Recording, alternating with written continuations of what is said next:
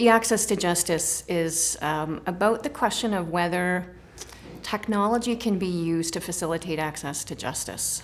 It's part of a larger project called the Towards Cyber Justice Project, where we're thinking through not only sort of specifically what kinds of technologies might be able to be implemented in court processes to smooth the path of access to justice, but really also inquiring into the question of what access to justice is.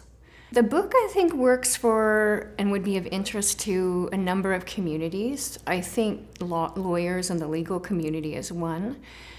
We also have some pieces by people who have been involved with community organizations that are interested in facilitating access to justice. So I think for NGOs working in the area of helping citizens access justice.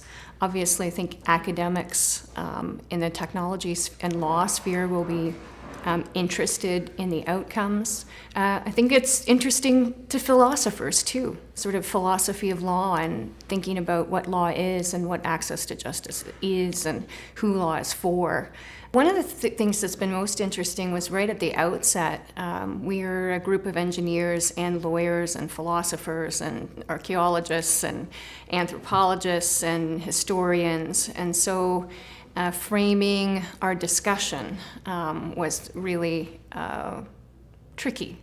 And one of the challenges that came up for the lawyers, from the engineers in particular, was, well, you're asking us, can we figure out how to create technology that facilitates access to justice? You'll have to tell us what access to justice is.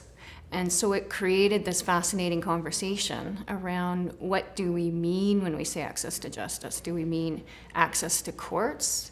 Do we mean helping to give people ways of resolving their disputes? I think that the important point in the book for me is this exploration of the interrogation really of the question that many people presume technology creates progress is something that we often accept. We don't question.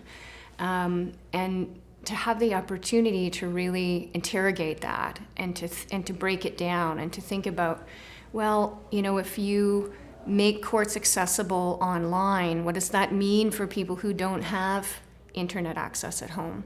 What does it mean for people who have less developed literacy skills and digital literacy skills?